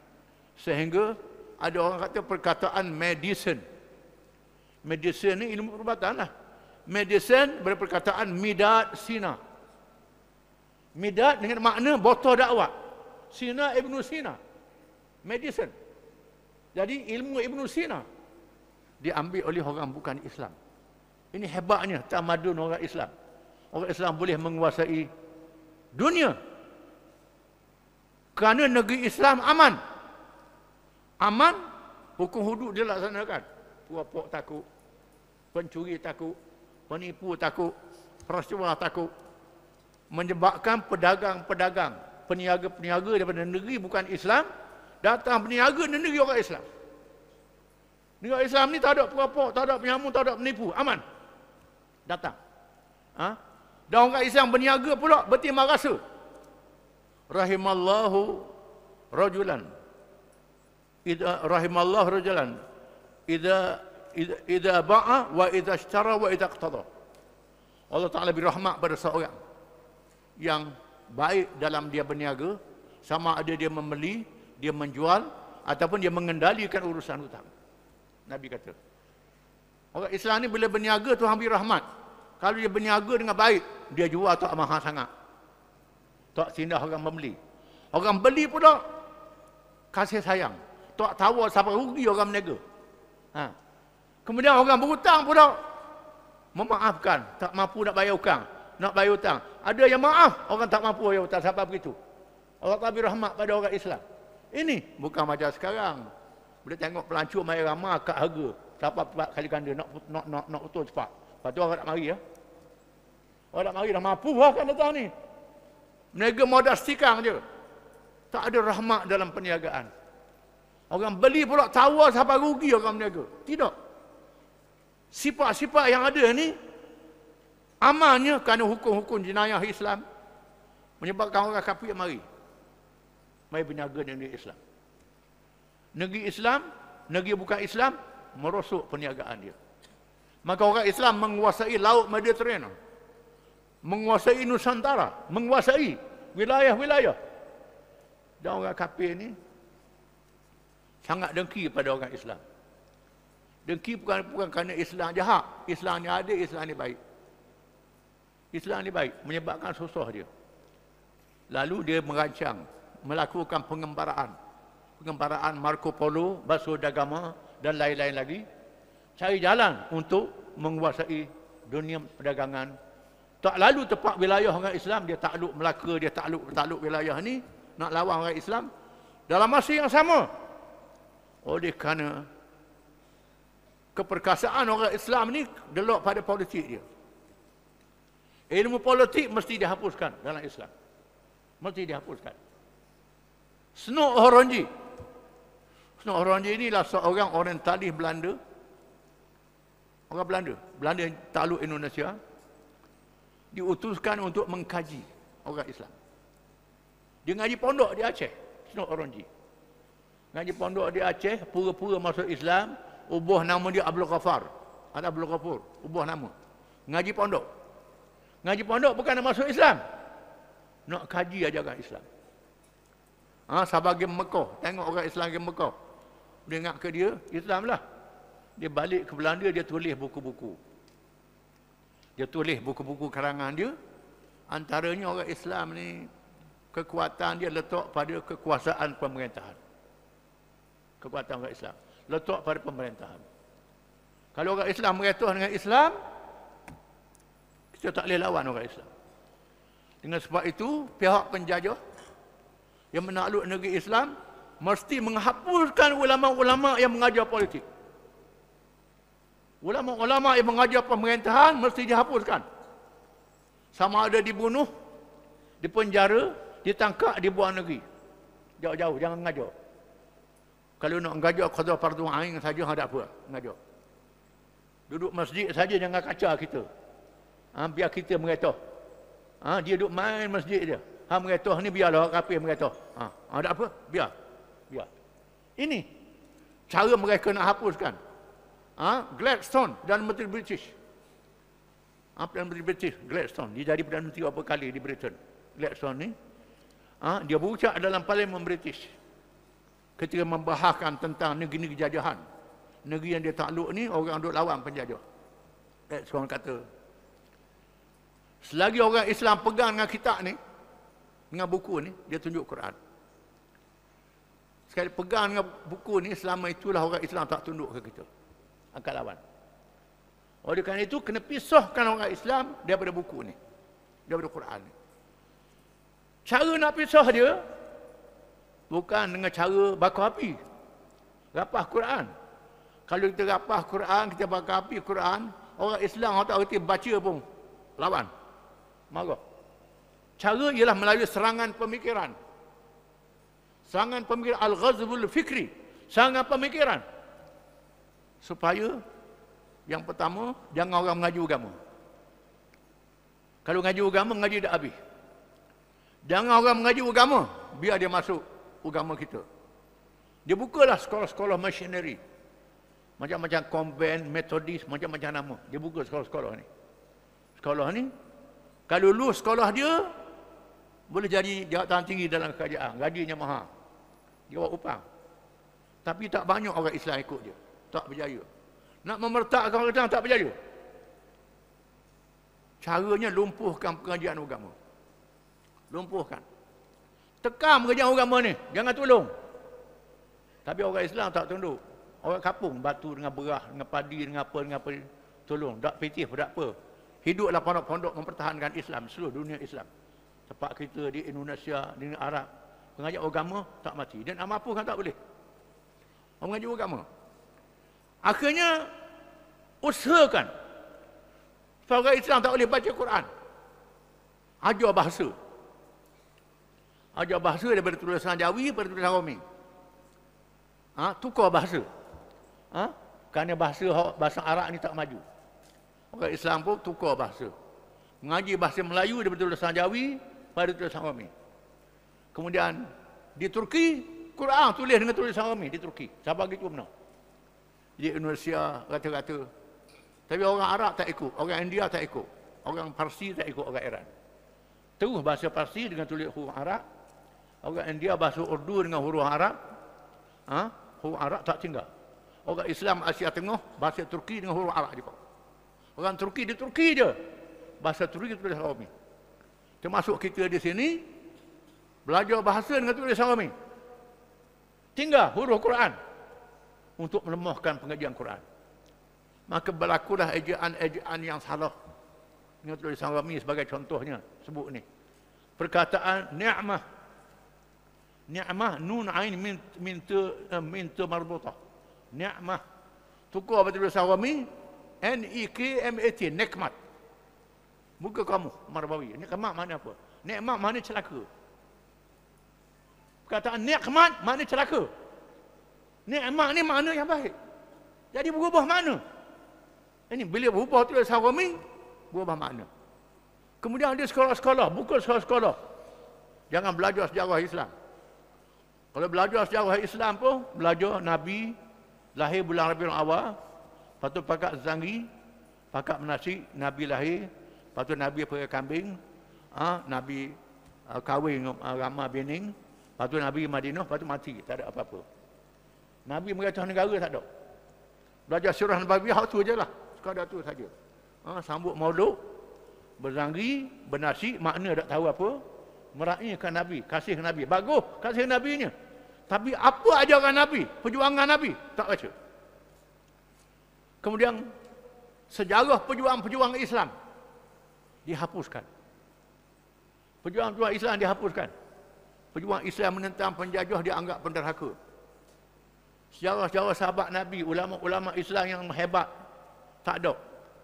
Belajar sejarah orang kafir, sejarah orang bukan Islam. Orang buat sains, orang buat teknologi, orang ni. Dia ajar di sekolah-sekolah. Termasuklah tentang kejadian manusia. Quran kata manusia daripada Adam dan Hawa, daripada tanah Adam dan Hawa. Dia ada manusia daripada monyet. Dan beruk manusia ni. Asal dia beruk. Bukan asal orang. Dah beruk ini asal apa? Beruk hari ini tu. Asal apa pula? Ini dikelirukan. Kemudian dia buka sekolah-sekolah untuk nak lawan pondok-pondok ni. Orang Islam ada sekolah pondok, ada tempat mengaji Quran huduh-huduh, tempat mengaji Quran di surah-surah. Dia buka sekolah kebangsaan untuk meromikan bahasa-bahasa ni. Dia buka maktab guru untuk melahirkan guru. Maka terciptalah generasi baru orang Islam yang tak boleh nak baca Quran dengan huruf yang betul. Huruf yang betul. Ini cara nak merosakkan orang Islam. Tetapi dia mengaku orang Islam ni tak boleh dikalahkan. Selagi ada 3 perkara. Seorang orientalis ni ialah orang bukan Islam yang mengaji tentang orang Islam. Ada 3 perkara laksana batu yang sangat besar dan sangat keras. Batu ni tak boleh dipecahkan dengan segala bahan letupan. Tak boleh nak buat. Batu ni jadi benteng orang Islam. Kalau kapal-kapal, armada perang musuh menghampirinya, armada kapal perang itu akan pecah. Batu ni tak pecah. 3 perkara batu besar ni. Yang pertama, Quran. Quran tak boleh nak apa. Allah Ta'ala jamin Quran dipilih oleh Allah Ta'ala. Wa inna lahu lahafizun. Tetap ada orang mengaji Quran. Yang kedua, sembahyang jemaah. Orang Islam tak tinggal sembahyang jemaah. Seminggu sekali sembahyang jemaah. Ini orang Islam berkumpul. Yang ketiga, haji di Mekah. Tak boleh nak apa. Ini batu besar yang menghalang musuh untuk menghancurkan Islam. Kekuatan orang Islam berkumpul.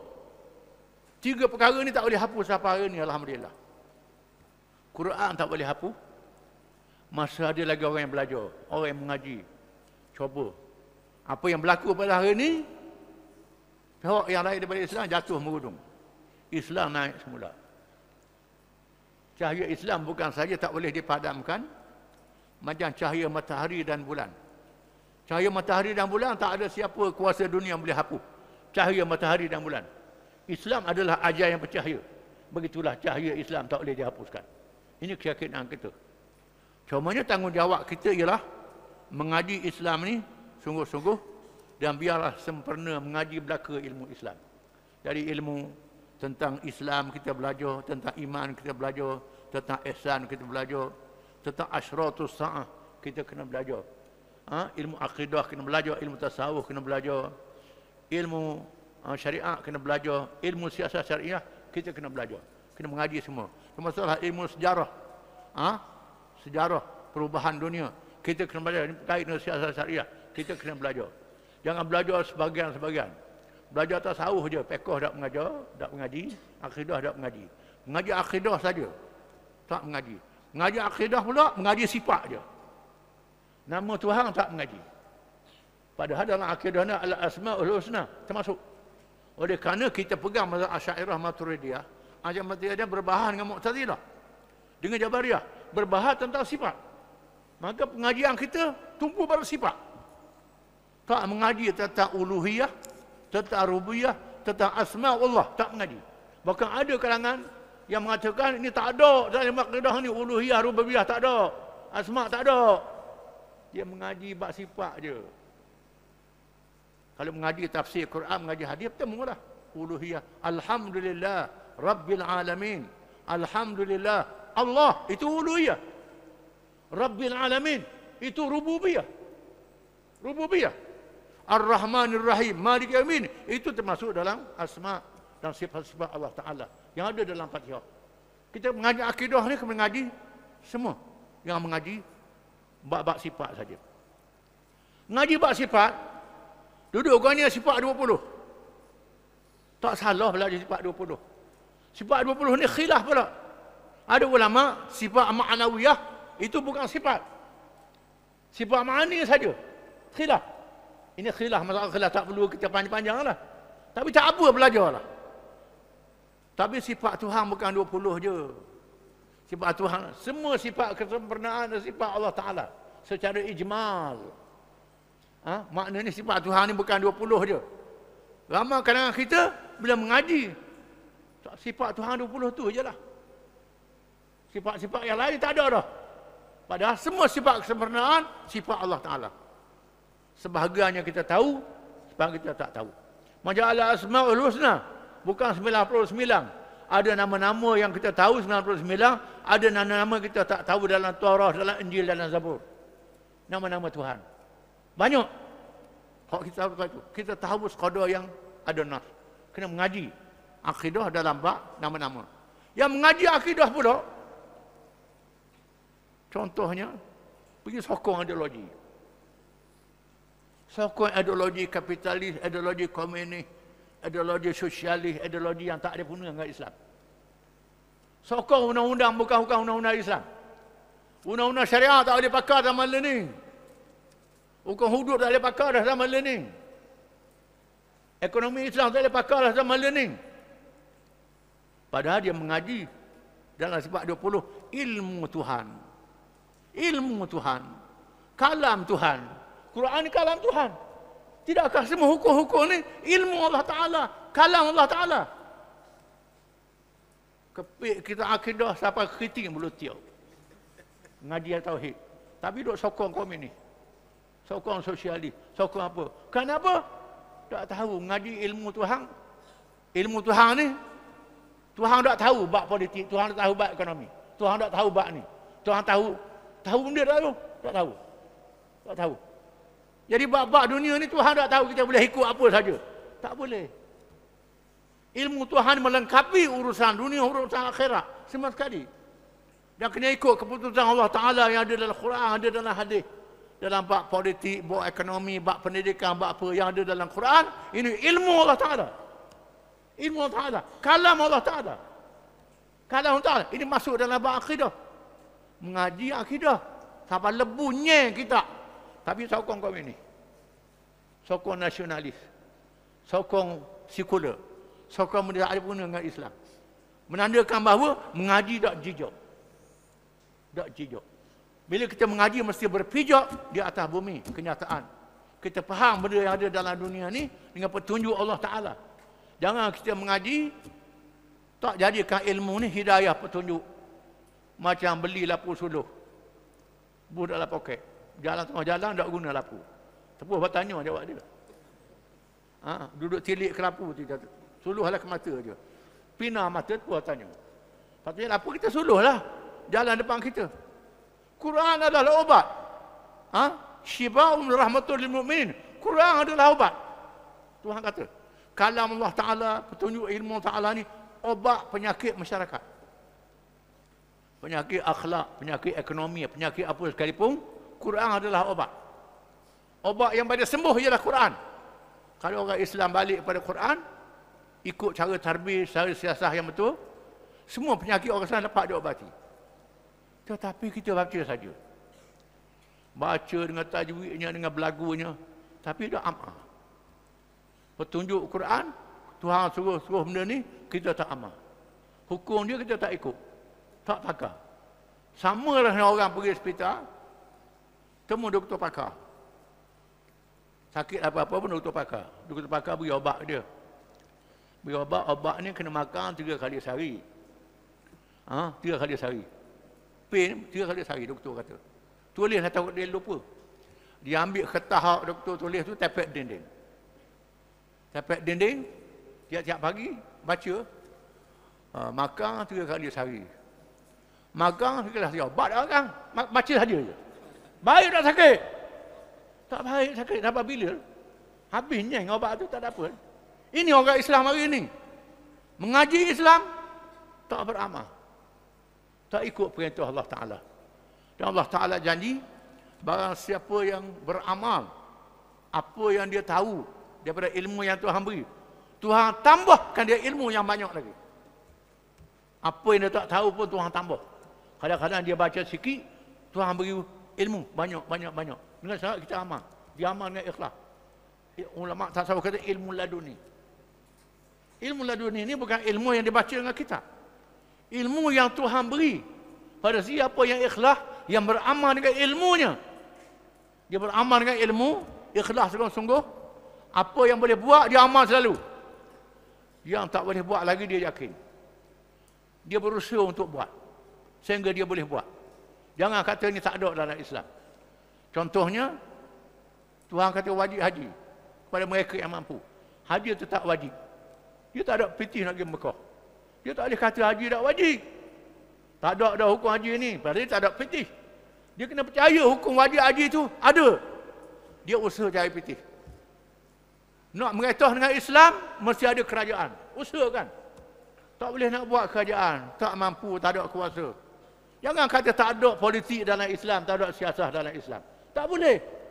Tetap ada, wajib kita usahakan. Kalau tak berjaya lagi, Tuhan tak tanya pasal apa, mu tak berjaya. Tuhan tanya mu usaha ke tak? Mu percaya ke tak? Mu yakin ke tak? Ini yang penting.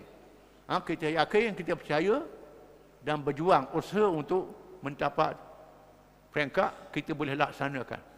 Barulah kita dapat kelebihan Islam ni. Oleh kerana masa tak mengizinkan, saya rasa cukuplah sekadar apa yang saya ucapkan itu. Mudah-mudahan dari pengadaan bagi kita semua, Allah Ta'ala berkati kita semua. Allah Ta'ala beri kepada kita ilmu yang bermanfaat, tambahkan kepada kita ilmu yang bermanfaat kepada kita dunia dan akhirat. Sekian, wabillahi taufiq wal hidayah. Wassalamualaikum warahmatullahi wabarakatuh.